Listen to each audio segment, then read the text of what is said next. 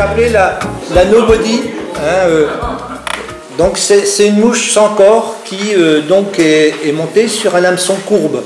L'objectif, c'est d'avoir que le thorax et de ne pas avoir d'abdomen ni de cercle, de façon à ce que la mouche va être en sustentation et que l'hameçon va plonger dans l'eau. D'accord ? Ce qui va permettre de simuler vraiment l'émergence de l'insecte. La seule différence par rapport aux matériaux utilisés tout à l'heure, c'est qu'on va utiliser des hameçons courbes. Donc j'ai noté 3 références pour qu'on ait suffisamment vous puissiez trouver. L'idéal étant, et ça je l'ai lu sur un bouquin, d'essayer de trouver des hameçons dorés, courbes. Alors très rares, ah oui.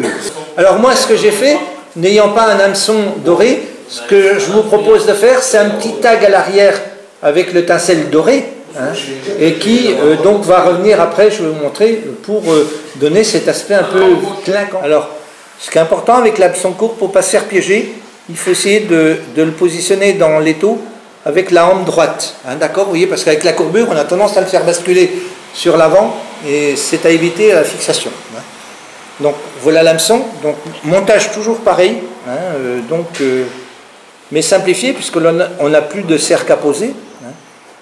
Il faut aller sur la partie droite donc, de l'hameçon, ici, à peu près. Ça représente en gros environ 6-7 mm, à peu près, peut-être même un peu plus, puisque moi je suis trompé par ma loupe. Mais... Ensuite, on va poser le tinsel immédiatement.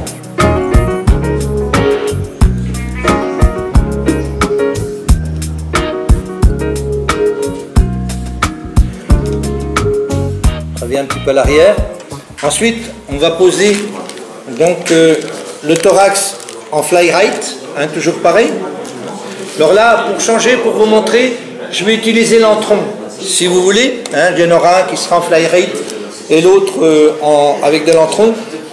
Vous allez voir que l'antron, c'est un matériau polyamide 6,6 dont la densité est de 1,1.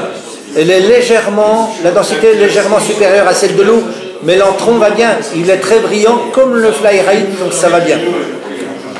Donc pour changer, là je prends l'antron, voilà, l'antron le voilà. Il n'y a pas grande différence avec le fly right. Si vous avez de l'antron de cette couleur là, il n'y a aucun souci, bien sûr. On va donc former le pseudothorax, si je puis dire. Voilà. Vous voyez qu'il n'y a pas beaucoup d'enroulement. Ensuite, je vais faire je bloque mon fil parce que par expérience, en enroulant le tinsel, comme on est très près, on déroule le thorax. Donc je fais un petit tag, comme je vous ai dit. Je vais un peu vers l'arrière. Voilà.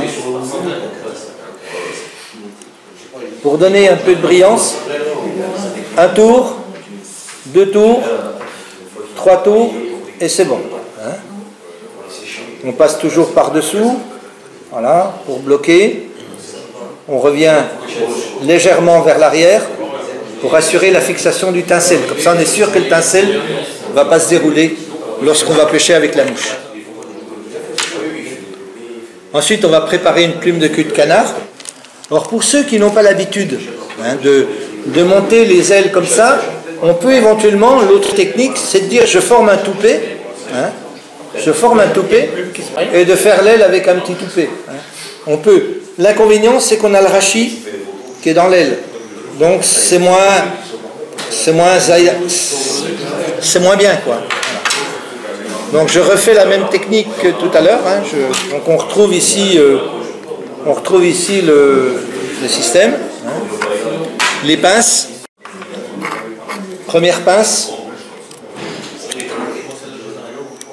voilà, je coupe. Deuxième pince, voilà. J'ai ici préparé mon petit toupet. Ici, je monte mon aile.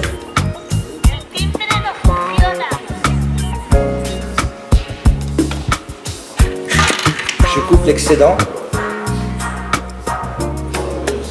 Je reprends un peu de tubing de lièvre comme tout à l'heure, pour faire un tag devant.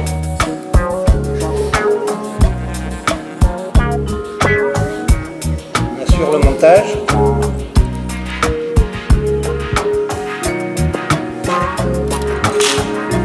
Le finish.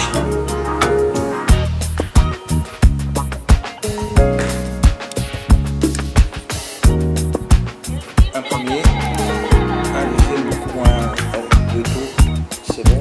Voilà. Tout est fini.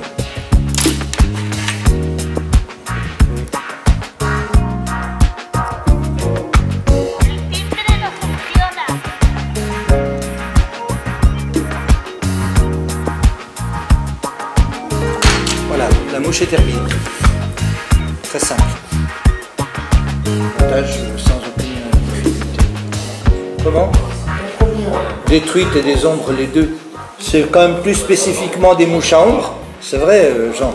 Mais c'est valable pour les truites et les ombres. Hein, pas... Si on essaye avec un hameçon doré, à mon avis, c'est encore mieux. Donc deux mouches, hein, intéressantes à monter. Voilà, merci.